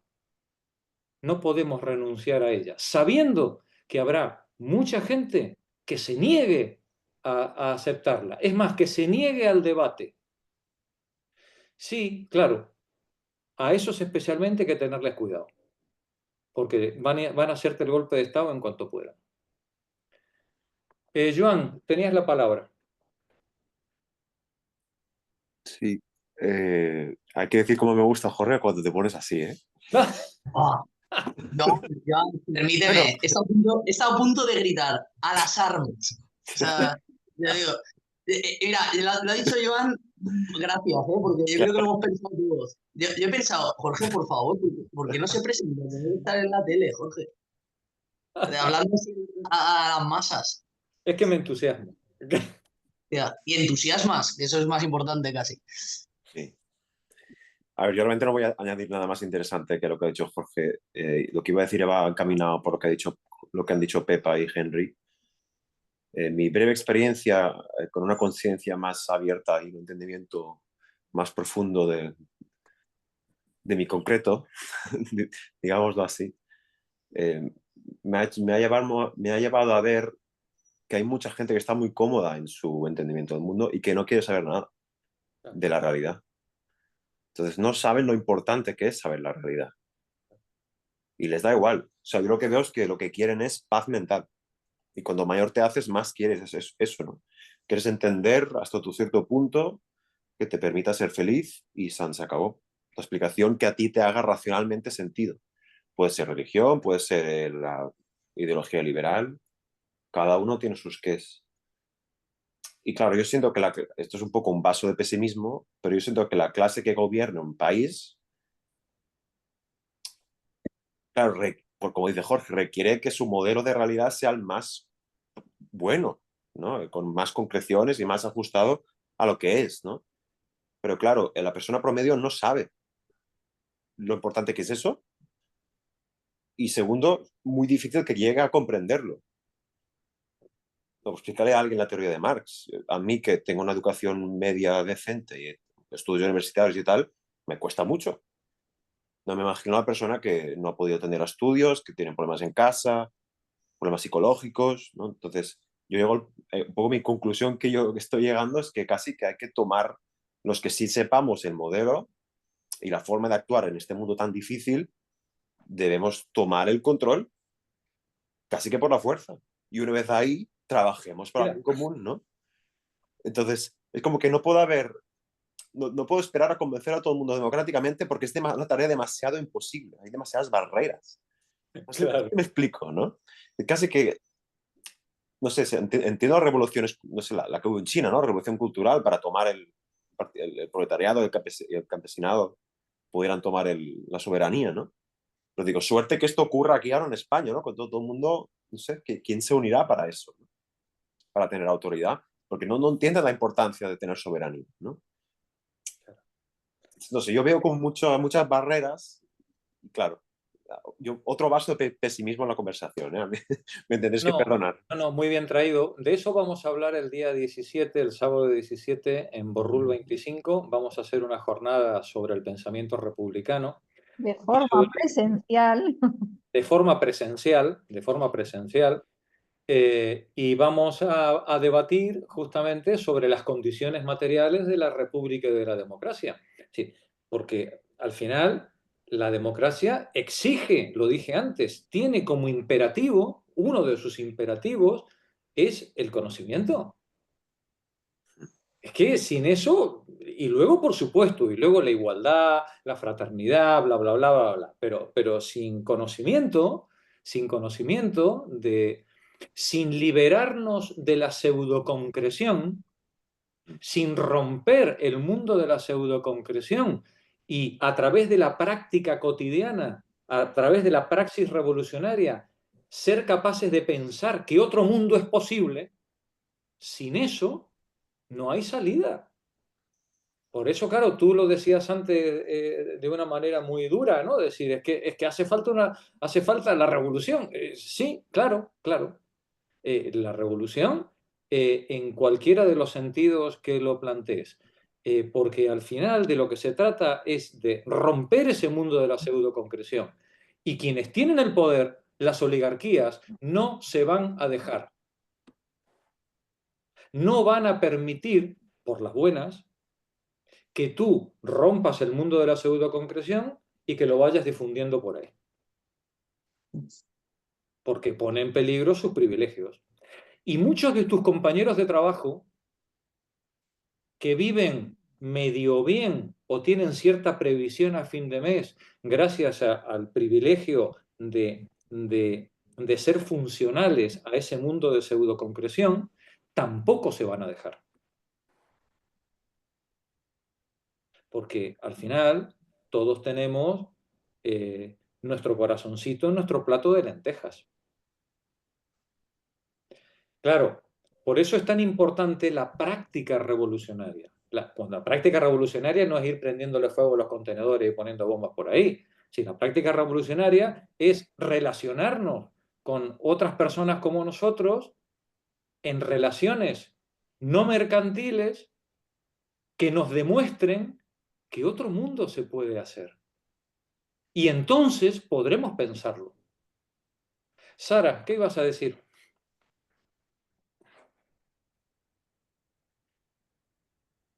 No, quería, a raíz de lo que ha dicho Joan, quería decir que muchas veces el hecho de conocer no es que te vaya a aportar grandes, o sea, tú conoces la realidad social que te rodea en la medida de nuestras posibilidades, pero evidentemente eso no te hace más feliz. Y muchas veces se niega a uno al conocimiento porque sabe perfectamente que donde va a llegar, como muchas veces habéis repetido vosotros, no es a tener un mayor estado de tranquilidad, desde luego ninguno. Muchas veces es al contrario, te da un estado de cabreo, de falsas, te das muchas más cuenta de la falsedad que te rodea, y de cómo no tienes otra forma de vivir dentro del sistema y te da más... el conocimiento no te da especialmente cosas felices en las que pensar, sí, sí revolucionarias, pero no Claro. específicamente felices. Tal cual. Gracias, compañeras. Adelante, Fernando. Bueno, claro, es que yo creo que todos estamos con esa dualidad entre el pesimismo y ese optimismo, la ya requete manoseada frase esa de Gramsci, ¿no? Ante el pesimismo de la razón, el optimismo de la voluntad. Yo me estaba acordando de una frase que se me quedó grabada, que leí en un ensayo de Ernesto Sábato, el escritor argentino, que la utilizo un montón, o me la repito, que es que es otra forma de decir la mítica esta del Che Guevara de más vale morir de pie que vivir siempre arrodillado, ¿no? Que se le atribuye al Che, que dice Sabato que resignarse es una cobardía, ¿sí? Resignarse es una cobardía. ¿Tú quieres vivir en tu mundo feliz? ¿Tú quieres vivir en el mundo feliz del libro de Huxley? ¿Tú quieres vivir en tu burbuja? Yo tengo Netflix, yo tengo una cervecita en la nevera, yo mañana puedo quedar con mis colegas. A mí, ¿qué más me da que... ¿Tú quieres vivir así? Genial. Pero es que el problema es que hay gente que no soporta eso, que no lo soporta. Yo prefiero soportar el sufrimiento, ¿no? Y la ansiedad y el cabreo este que, como bien comentaba Sara, te genera, ese desasosiego que te genera, que rendirme, ¿no? O resignarme. Pero es que aparte, es que no puedo resignarme. Es que el problema es que ha llegado un momento en el que creo que la gente que estamos aquí, voy a hablar en nombre de todos, no sé si es un sentimiento compartido, eres incapaz de resignarte. Te genera más dolor el decir, el claudicar, el decir, vale, me rindo, mira, ya está, se acabó. Se acabó, ya no lucho más, ya no voy a intentar conocer la realidad más, ni intervenir, ni nada, se acabó, hemos perdido. Cada uno a su casa. Asumir la derrota, ¿sí? Me produce muchísimo más dolor que el seguir con esas ganas de querer entender las cosas mejor para cambiarlas. Por eso que cuidado, porque la decisión esa de resignarse o no, no sé hasta qué punto hasta qué punto es realmente una decisión. A mí, yo como siempre, pues eso, un día está más optimista y otro menos. Yo la presentación, Jorge, ya le he acabado porque las diapositivas que quedan a partir de este momento, que son ya en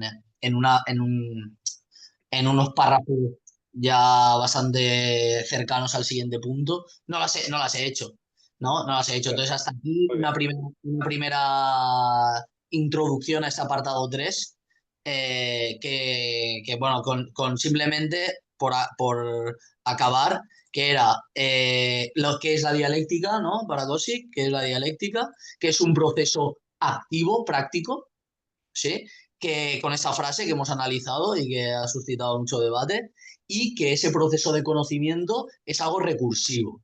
Es un ir y venir, es en espiral y consiste en crear cada vez modelos más precisos que nos permitan comprender mejor la realidad y empezar a romper, a generar grietas y a desarticular ese mundo de la pseudoconcreción y empezar a interpretar y dar un sentido a la realidad social diferente al que a las manifestaciones y a los discursos y a los modelos que se nos imponen. Y hasta aquí la presentación. Muy bien. Dale Deja de un poco compartir. Sí, deja de compartir pantalla. Ahí está. Muy bien. Bueno, enhorabuena, Fernando. Muchas gracias. ¿Qué Muchas va? gracias. Sí, ya me encanta. Mira, mi sueño es poder decir, o sea, tengo todo el tiempo del mundo para leer en los seminarios y preparar los seminarios. Por desgracia, esto es una parte, la parte más pequeña de mi tiempo. Ojalá fuera la mayor. Gracias. Mar, ¿habías levantado la mano para comentar algo? Porque cuando estaba hablando de asignación, quizá la pregunta va más para Pepa que para vosotros. Porque en este momento está la resiliencia, y yo no sé si es resiliencia tal o es resignación social. Porque está muy en boga el querer que todo el mundo llegue a ese consenso consigo mismo de qué es lo que hay. Y le llaman resiliencia y es una forma de resignación que está llevando a la gente a no querer luchar, en mi opinión. Y cuando estabas diciendo eso me ha venido así yo tengo muy mal feeling con la palabra porque me parece que es una forma de llevarnos a lo mismo que nos llevaba la Iglesia con la resignación. Muy bien. Yo lo comparto, Mar. El concepto de resiliencia, que ha sido muy interesante para explicar algunas cosas y para trabajar algunas otras, que yo creo que es interesante siempre también no olvidarnos de la responsabilidad del individuo, ¿no? Porque también eso lo dignifica. Yo creo que se ha pervertido, ¿no? Es decir, yo creo que la resiliencia entendida como la capacidad para resistir y para rehacerse ante la adversidad está muy bien como concepto, es muy necesaria en cuanto a que apelar a la responsabilidad del individuo con respecto a lo que le sucede es algo que no podemos dejar de hacer, porque si no también es despojarlo de su dignidad, pero tiene la contrapartida de efectivamente hacerle responsable de lo que no lo es, ¿no? Y en ese sentido estoy de acuerdo contigo, y la psicología positiva se ha encargado de coger y explotar y promover muchos conceptos que, por supuesto, le hacen la corte al poder y le hacen la corte a todos los mecanismos de opresión, ¿no? Y la psicología en ese sentido es muy responsable y muy cómplice de cosas muy feas. Pedazo. ¿Te das cuenta, Fernando, qué pedazo de grupo tenemos? Estoy de acuerdo.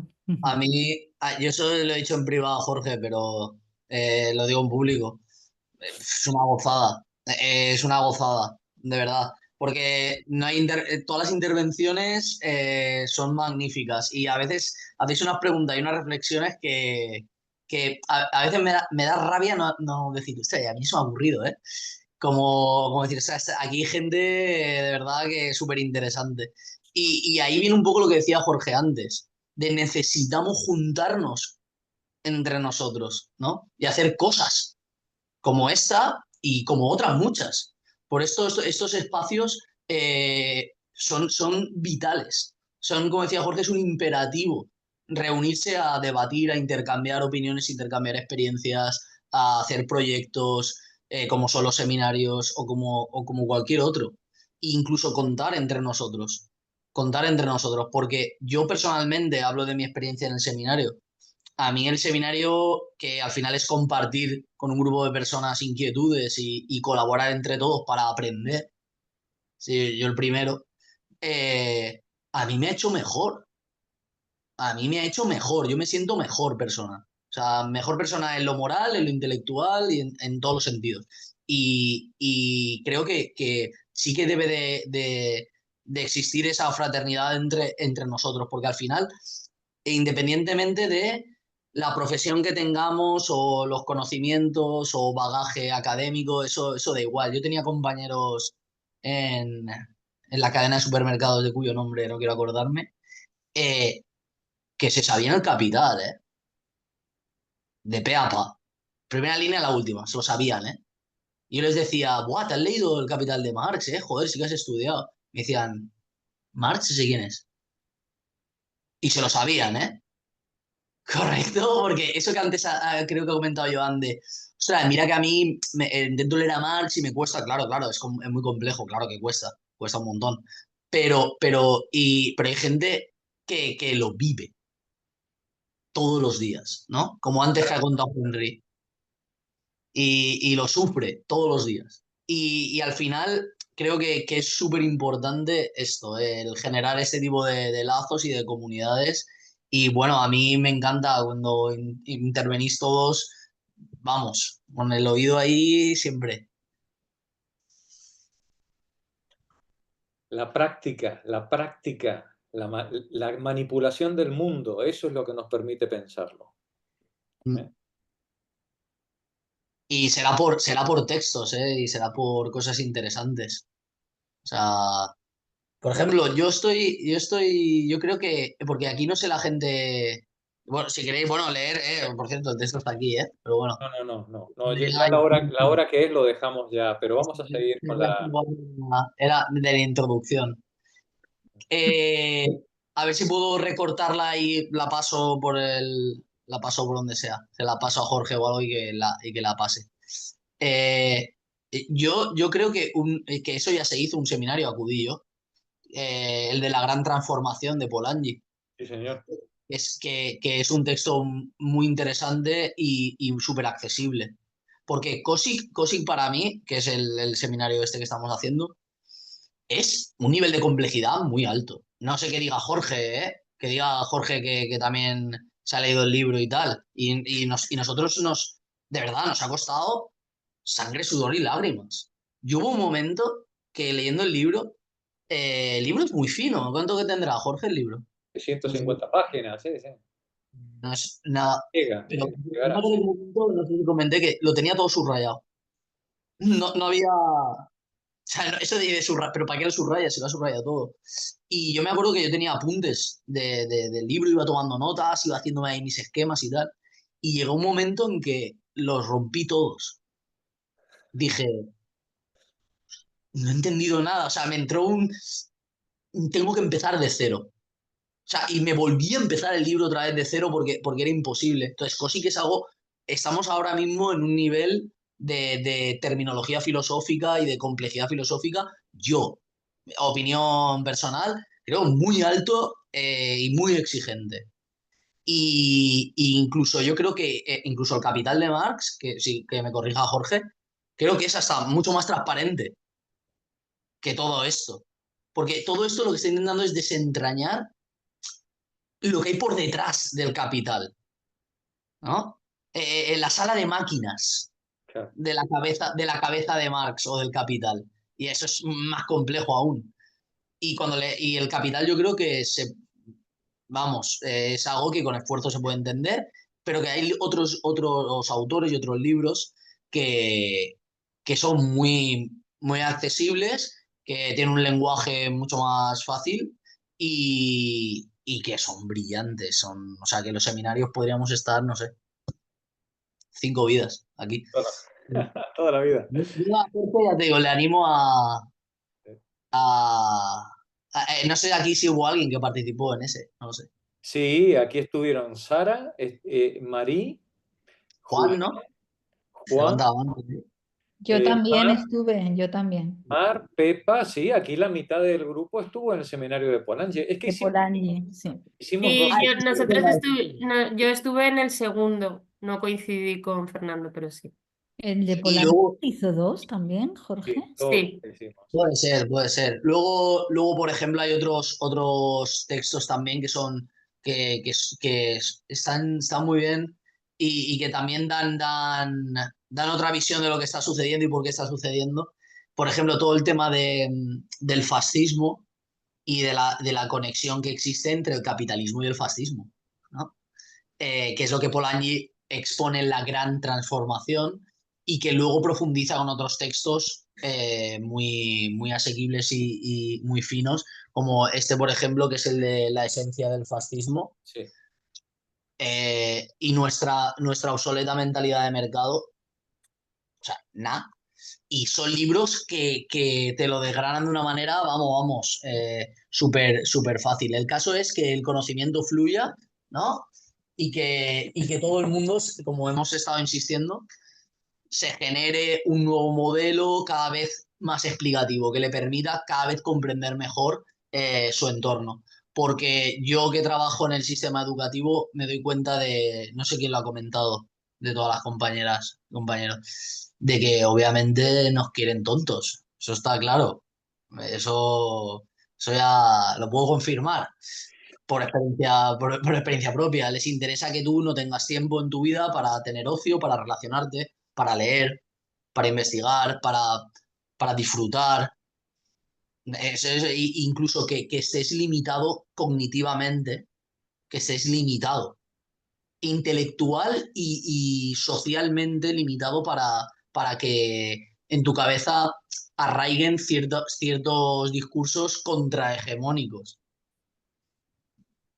¿Eh? Y está todo planificado, y está todo estudiado, y está todo, o sea, no soy ningún conspiranoico así raro, pero es el propio funcionamiento de esa realidad social la que lleva a decir, oye, los servicios públicos están fuera del radio de acción del capitalismo, ¿no? Por eso son públicos, porque no son a fondo perdido, no es un negocio. ¿Me estás diciendo que hay una parte de la sociedad que no da beneficios? Oye, eso se puede mercantilizar, ahí hay negocio, ¿no? O sea, que no es ninguna conspiración, no hay gente ahí, no sé, ni los masones ni nadie, pero es que el propio sistema es así de depredador y lo va conquistando cada vez más trozo, y acaba mercantilizándolo todo. Y eso lo hemos hablado también incluso con los conceptos. En todas las disciplinas se utilizan conceptos sacados de la economía. Porque la economía ha pasado a ser como la ciencia de lo social en general, ¿no? Se ha comido todo. Y además, muy interesante también porque hay una cosa que hago yo, que si alguien... Yo la hago, lo he hecho pocas veces, ¿eh? Lo he hecho 2 o 3 veces, no lo he hecho más. Pero ahora lo estoy haciendo. Y yo digo, ostras, y es gratis. Y es leer tesis doctorales. ¿Vale? Las tesis doctorales son públicas. Y hay gente que hace tesis doctorales brillantes, brillantes. Y yo estoy leyendo una bueno, sobre todos estos temas, ¿no? Y va sobre Polanyi y tal, el caso, que es curioso cómo explica el tránsito entre la economía política, que es lo que Marx confronta en el Capital, y la economía. Se cambió el nombre de la disciplina. Antes se llamaba economía política y ahora se llama economía a secas, ¿no? ¿Por qué? Porque se ha quitado el componente político, ¿no? Como la economía no es política, Ahora todo es administración de empresa, Fernando. ¿no? Ahora son algoritmos y son cosas, o sea, aquí no hay política. Como ha dicho el presidente lo llamo presidente porque es el cargo, presidente Mazón, ¿no? Que ha dicho sobre la DANA, la Asociación de Víctimas. Ha dicho, es que politizar está feo. Y yo, todo es política. Todo es política. Y vuelvo a citar, no sé si, yo lo cito muchas veces, ¿eh? Todo el mundo conoce la poesía de El alfabeto político, ¿no? De Bertolt Brecht. ¿O no la Sí, nos la citaste hace 2 no, sesiones. la del sastre de Ulm. Cité creo recordar la del sastre de Ulm, ¿no? La de este sastre que intentaba volar, que decía que podía volar y Sí, sí, sí. se ríen de él, al final se estampa Sí. y dice, y al final hemos conseguido volar, ¿no? Eso es lo que decía también Henry, lo que comentabais antes, de los intentos revolucionarios son intentos para que se consiga. O sea, ¿qué queríais a la primera? ¿No? Es como cuando eres un pequeño y quieres aprender a montar en bici.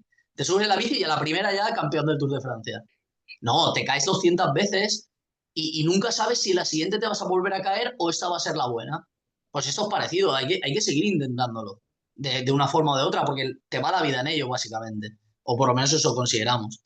Y la poesía del analfabeto político de Bertolt Brecht, buscadla, es analfabeto político Bertolt Brecht. Dice que la peor caraña son los analfabetos políticos porque él dice que la política lo es todo. De la política nace todo, de la toma de decisiones sobre qué hay que hacer en la sociedad. Y es muy interesante esto. Yo, ya te digo, los seminarios darían para muchísimo. No sé, Jorge en su cabeza. Hombre, Jorge ha hecho un plan Aquí hay un plan a 10 años, así que... muy ambicioso, ¿eh? Hay un plan muy ambicioso. Muy ambicioso. Sí me gusta. Y Yo, Me os gusta. yo anticipo, quería decir, si me permitís, que yo empecé hace unos cuantos años, no sé cómo empecé, pero el caso está en que yo, que soy amante de los símiles y de las cosas que te aclaran las cosas, yo creo que en los seminarios lo que te hacen es te quitan las orejeras o las galteras estos que llevan los animales para que no vean nada más que lo que se les indica que vean, pero además yo no sé la cantidad de libros que he leído yo por mi cuenta, consecuencia de estar aquí en los seminarios, pero es que creo que llegamos a un punto que nos estamos haciendo como ojos de abejas, de esos ojos que tienen ya mucha capacidad de ver muchas cosas. Vamos, y esto es, mira, como decía el marido de Luisa, que nunca se me olvidará, el dinero más bien gastado es estar aquí en los seminarios, ¿verdad, Luisa? Como decía.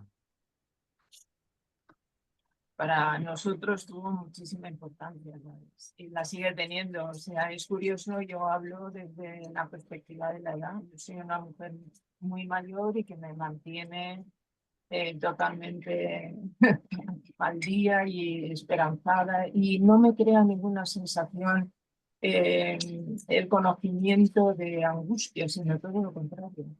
El conocimiento más o menos de la realidad, de ver cada uno cómo ha llegado hasta ahí, de entender lo que es entender la fuerza de trabajo y lo que abarca todo esto, me produce tranquilidad, no me produce ningún desasosiego. Entiendo que es algo que me aclara los conceptos, que me coloca la gente. Y desde luego no se ve igual a un jefecillo que te está mandando, entre comillas, y dices, pues si estás en la misma situación que yo, ya lo ves hasta con lástima, ¿no? Al jefe. O quien presume de la propiedad y resulta que tiene una hipoteca a 25 años. O sea, te han desposeído de todo y además tienes una deuda, o sea, que la vas a transmitir. Es así, no me produce. Ni además la edad tampoco me ha permitido meterme en ese confort del conocimiento, sino que...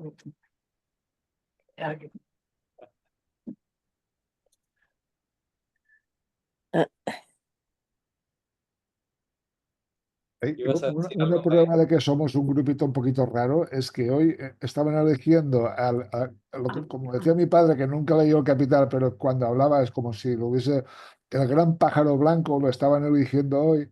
Y aquí nadie se ha acordado de eso, ni ha hecho ninguna mención, ni nada. Y a la misma hora que estaban eligiéndolo, estábamos nosotros aquí todos puntuales.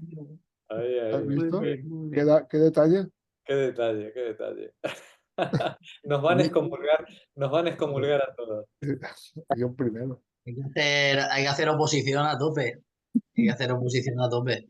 No, lo que hay que hacer es darle al like cada vez que lo pongo. Yo soy la pesada del like. A ver Muy si bien, si Magdalena. se difunde. Hay que dar like a los vídeos y hay que compartirlos en redes sociales y mandárselos a los amigos y ser pesados. Es que estamos tan a gusto que no nos vamos. Es verdad, che, Vale. que son las 9:10 y hay que irse a Vale. dormir. Compañeras, un gran lujo. Fernando, muchas gracias por tu ayuda. Gracias, Fernando. Buenas noches, gracias. El jueves que viene. Buenas noches. Adiós. Chao. No está tan